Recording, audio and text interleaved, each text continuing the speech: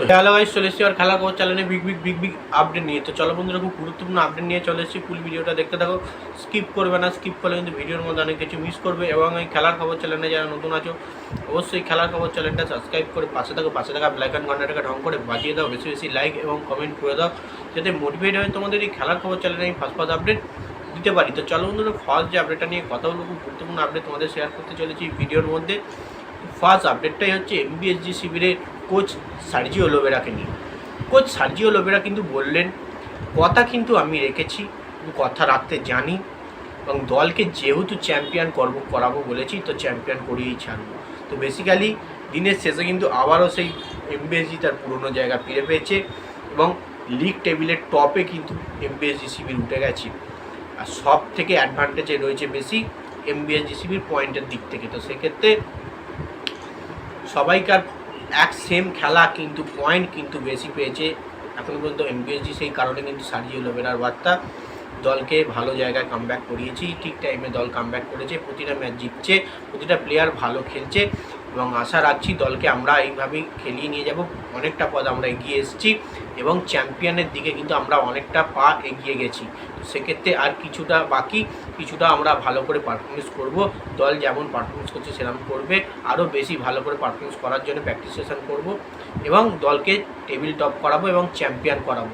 তো সেক্ষেত্রে অবশ্যই তোমরা বুঝতে পারছো সার্জিও লোবেরার বার্তা এটাই, যে সে কথা দিয়ে কথা রাখতে পারে এবং সেটাই তিনি বার্তার মন্তব্যের মাধ্যমে জানিয়েছেন। নেক্সট যে আপডেটটা নিয়ে কথা হলো, খুব গুরুত্বপূর্ণ আপডেট, সেটা হচ্ছে এমবিএসজি শিবিরের কোচ এমবিএসজি শিবিরের ক্যাপ্টেন সুভাশিস বোস। তো সুভাশিস বোস কিন্তু ম্যাচের শেষে বলল, মোহনবাগান সবসময় মানে নর্থ ইস্ট ম্যাচের শেষে বৃষ্টির মধ্যেও কিন্তু এই বার্তা তার, যে এমবিএসজি সবসময় চ্যাম্পিয়ন হওয়ার জন্য মাঠে নামে, এমবিএসজি সবসময় টপে থাকার জন্য মাঠে নামে এবং ট্রফি জেতার জন্য মাঠে নামে।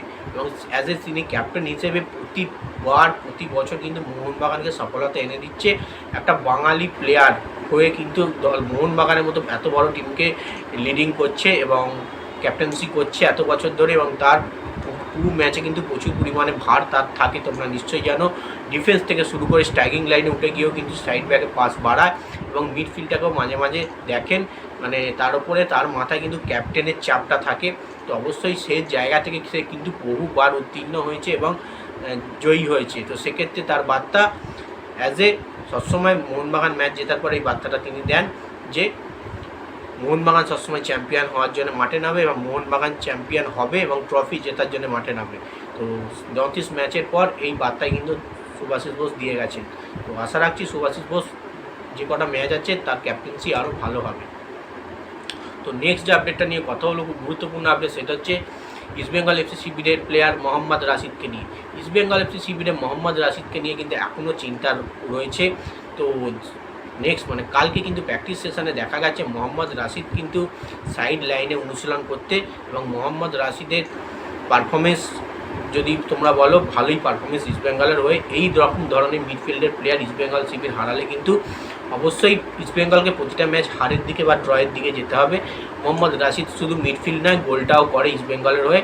সেই প্লেয়ারটা কিন্তু এখনও পর্যন্ত সাইড লাইনে অনুশীলন করছেন, এখনও বল পায়ে অনুশীলন করেননি। তাহলে তোমরা বুঝতেই পারছো, তার মোহাম্মদ রাশিদকে কিন্তু নেক্সট ম্যাচেও কিন্তু ইস্টবেঙ্গল পাচ্ছে না। সেটা হচ্ছে ইস্টবেঙ্গল এফসি শিবির ইস্টবেঙ্গল সমর্থকদের জন্য কিন্তু প্রচুর পরিমাণে দুঃখেরই সংবাদ। তো দেখা যাক মোহাম্মদ রাশিদ কতটা তাড়াতাড়ি মানে ফিট হতে পারে, ম্যাচ ফিট দলের জন্য। তো নেক্সট এবং লাস্ট আপডেট যেটা নিয়ে কথা বলবো, খুব গুরুত্বপূর্ণ আপডেট, সেটা হচ্ছে অল ইন্ডিয়া ফুটবল ফেডারেশনের প্রেসিডেন্ট কল্যাণ চৌবেকে নিয়ে। অল ইন্ডিয়া ফুটবল ফেডারেশনের প্রেসিডেন্ট কল্যাণ চৌবে কিন্তু বড় একটা মন্তব্য, বড় একটা বার্তা বলো, সেটা নিজের থেকে গিয়ে দিয়েছে। তো কল্যাণ চৌবে কিন্তু শুভ নববর্ষের দিন তোমরা নিশ্চয়ই জানো, প্রতিটা ক্লাবে গেছে, প্রতিটা ক্লাবে গিয়ে কিন্তু ফুটবল নিয়ে কিন্তু আশ্বাস দিয়ে এসছে, আরও ভালো কিছু করার চেষ্টা করছে। প্রতিটা ক্লাবের সঙ্গে কিন্তু আলোচনা করেছে। ইস্টবেঙ্গল ক্লাবে আমরা দেখতে পেয়েছি প্রথমেই তাকে শুভ নববর্ষের বার পুজোতে দেখতে ইস্টবেঙ্গল মাঠে দেবব্রত সরকারের সঙ্গে, এবং আরও কিন্তু অনেক ক্লাবের সঙ্গেই কিন্তু দেখা করেছেন, কথা বলেছেন সেদিনকে শুভ নববর্ষের দিন। তার মানে তোমরা বুঝতেই পারছো কল্যাণ চৌবে কিন্তু একটা ভারতীয় ফুটবলের জন্য একটা কিছু করতে চলেছে, যেটা প্রতিটা ক্লাবের সঙ্গে কথাবার্তা আলোচনা করেছে, কিন্তু কী করতে চলেছে সেটা কিন্তু এখনও পর্যন্ত রিভিল হয়নি। তো যাই হোক, এই আপডেট ছিল। ভিডিওটা যদি ভালো লেগে থাকে লাইক কমেন্ট শেয়ার সাবস্ক্রাইব করে পাশে থাকা। চলো বন্ধুরা, বাই, আমার নেক্সট ভিডিও দেখা হচ্ছে, টাটা।